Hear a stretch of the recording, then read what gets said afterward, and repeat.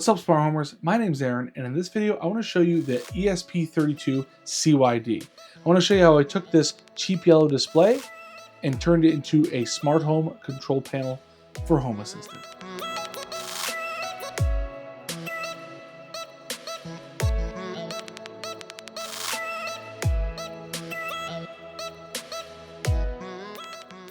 We're going to go over the hardware of the CYD, how to flash it with ESPHome, how to connect it to Home Assistant and run automations, and how to do a little customization of this display. I've set this thing up so that the tap of those on-screen buttons can trigger different scenes in my office, just like my Stream Deck that I've showed in previous videos. It can also toggle lights, switches, and other things in Home Assistant, and can actually report that device's state from Home Assistant on the screen. This is just scratching the surface of what this thing can do, but I'm super excited to share it with you guys. How I programmed it, the first 9 buttons trigger scenes in my office, and the color of each icon represents the color of the scene.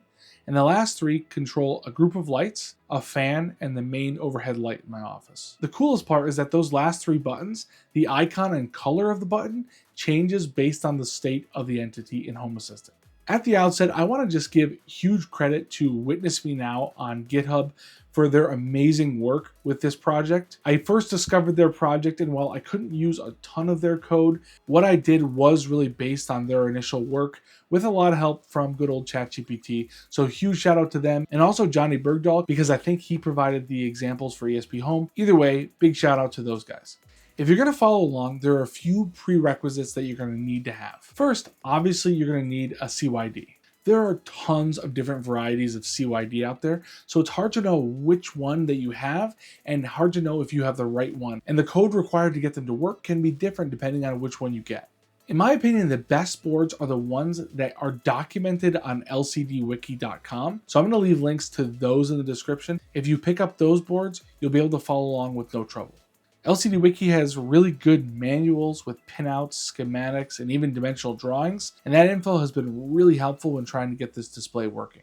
The specific one I'm going to use in this video as an example is not actually the one that I would recommend you get because it's not fully documented on LCDWiki, but it's the model 3248 S035C. The one I'd recommend you get are the ones that are listed here in LCDWiki, and you can see their model numbers here. So while the demo I'm using isn't going to be exactly one of those boards, the code that I'm going to leave in my GitHub is going to work for those boards. It's very important that you know which model you have, since how it's going to be programmed varies quite a bit depending on the model number.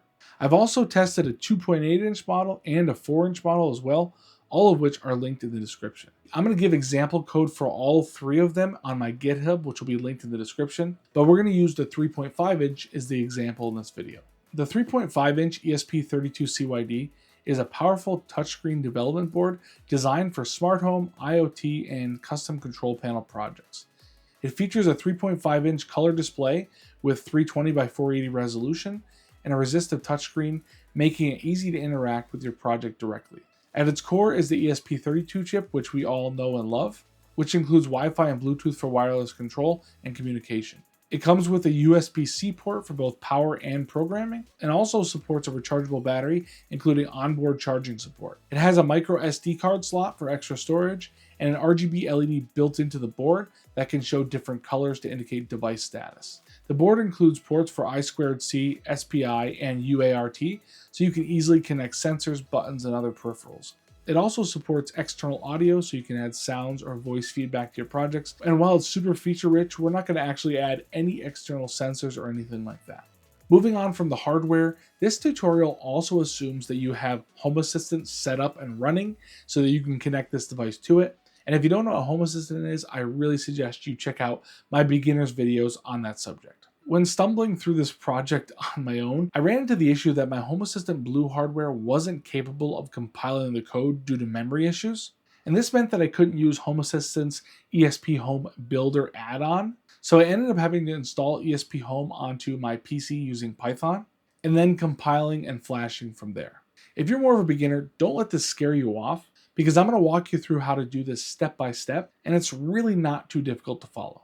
First, let's walk through installing ESPHome on our Windows PC. This will allow us to compile and flash the configuration YAML file onto the ESP-32 CYD, and that will allow us to integrate it with Home Assistant. Let's get started. First, install Python on your PC. ESPHome requires Python, so if you don't have it already, download and install Python from python.org. Make sure to check the box that says Add Python to Path during installation, and definitely don't skip this step because it's very important to making sure everything runs the way it's supposed to. Once it's installed, we need to create a project folder where all of the ESPHome files are going to be stored. So I created one on my C drive called ESPHome-display. Inside that, create a folder called fonts. After that, open a command prompt terminal by pressing Windows and the R key, then typing CMD and pressing enter. In the command prompt terminal window that opens, you're going to type in pip space install space ESPHome and then hit enter. This is going to install ESPHome, and it should only take a few minutes. Now we want to flash the YAML file onto the ESP-32 CYD, so you're going to need a few different files.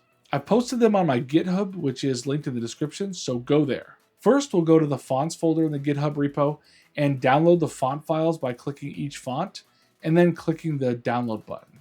Next, we'll go to the ESPHome examples folder and download the YAML file that's named with the model number of the display you're using. So in this case, I would choose ESP32-3248S035C.YAML and download that by clicking the download button again.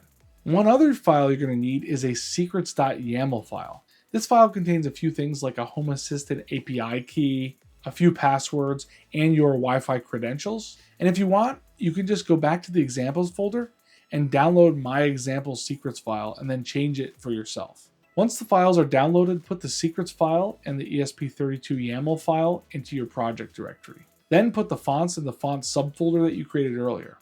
Open up the secrets file, fill it out with your own information, and then save it.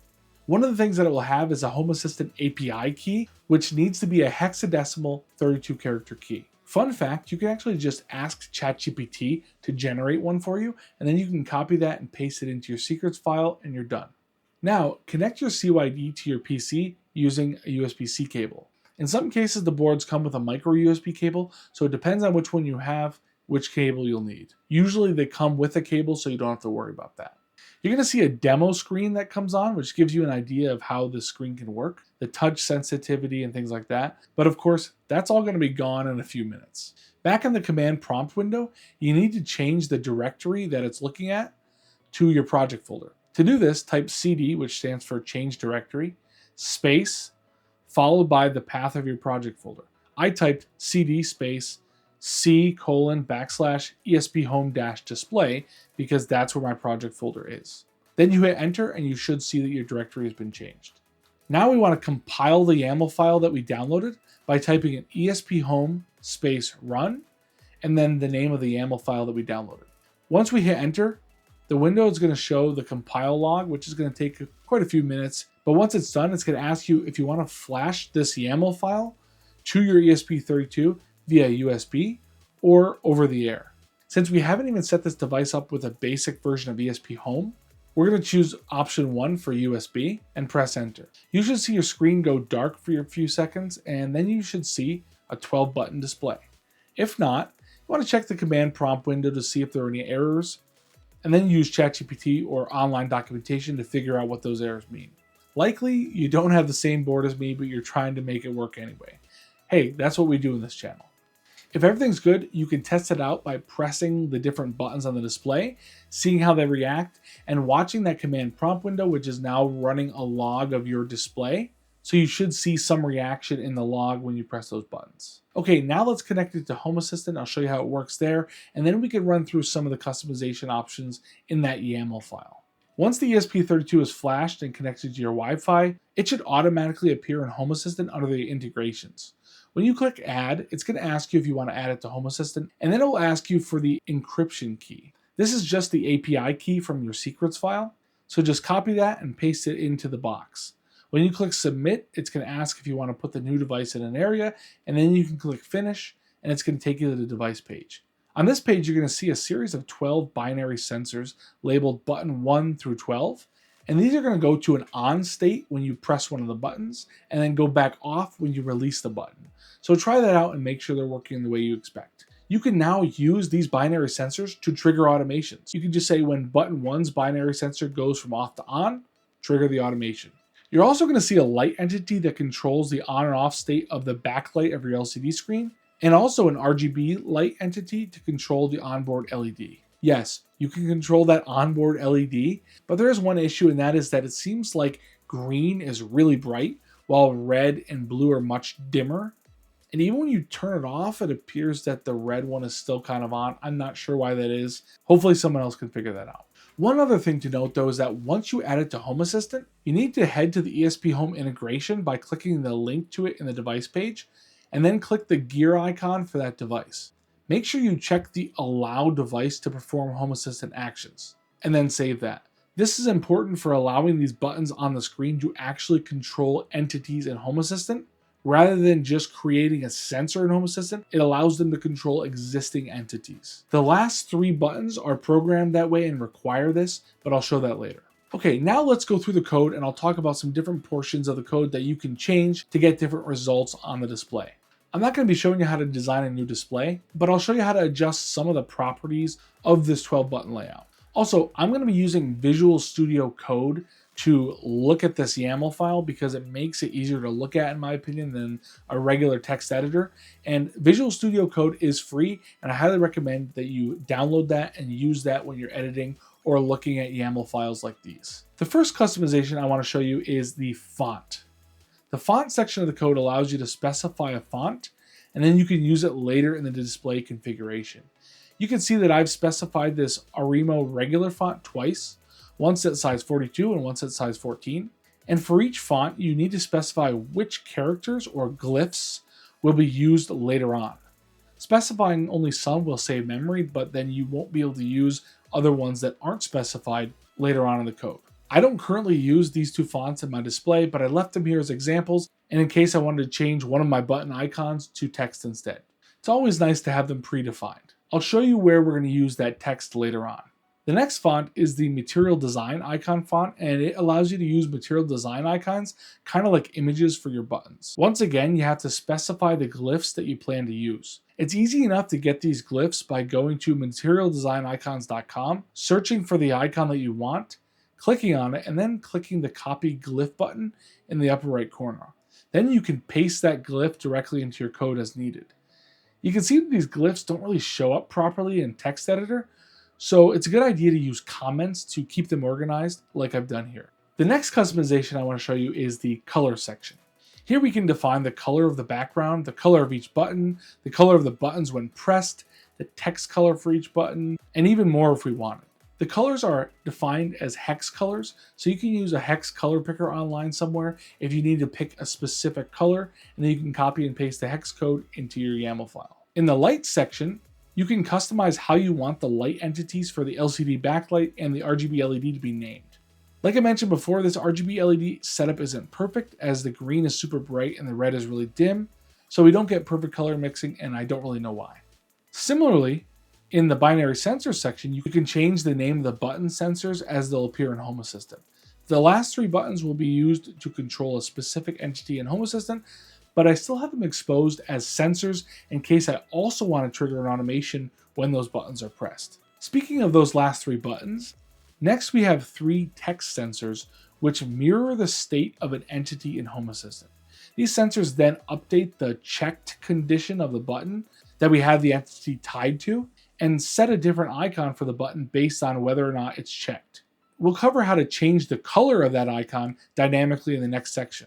Like I mentioned before, I have 3 of these buttons. One controls the ambient lights in the office, one controls a fan under my desk, and the other one controls the overhead light in the office.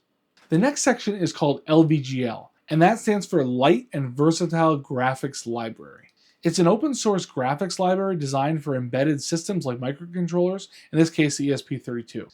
In the context of ESPHome, LVGL allows you to create interactive GUIs on devices with touchscreens and displays. What I've done here is just barely scratching the surface of what it's capable of, And there is excellent LVGL documentation for ESPHome in the ESPHome docs, so I highly recommend you check it out. It was a huge resource for me when building this little dashboard. I'll have that linked in the description. The first thing you're going to see in this LVGL section is a theme section. And this is where we define the color of button icons that are pressed, checked, etc. This allows us to set the colors for all buttons, although we can still override that theme with individual color assignments further down in this section. Using the theme is what allows us to dynamically change that color, and it's the last piece of the puzzle for me to get this thing working and to roll this video out. In this next section, we have defined the 12 buttons in a grid. Beside the last three, each button has a background color, a pressed color, a text label, and a text color. Changing any of the color options up in the colors section is going to affect the properties of these buttons down here. And if you want to change the icon displayed, you first have to go up to the fonts, add that icon's glyph as I showed earlier, and then you can change it down here. So with the first 9 buttons, you have a widget section, which kind of just defines what the button is going to look like. But then below that, we have the on-click section, and that is where the action occurs. You can see here that the on-click section is saying that in Home Assistant, the binary sensor associated with this button should be turned on, then wait 500 milliseconds, and then turn it back off. And this kind of simulates a momentary button press. In the on-click selection of the last 3 buttons, it's a little bit different. It has that binary sensor on and off so that you could use that binary sensor in Home Assistant to trigger automations.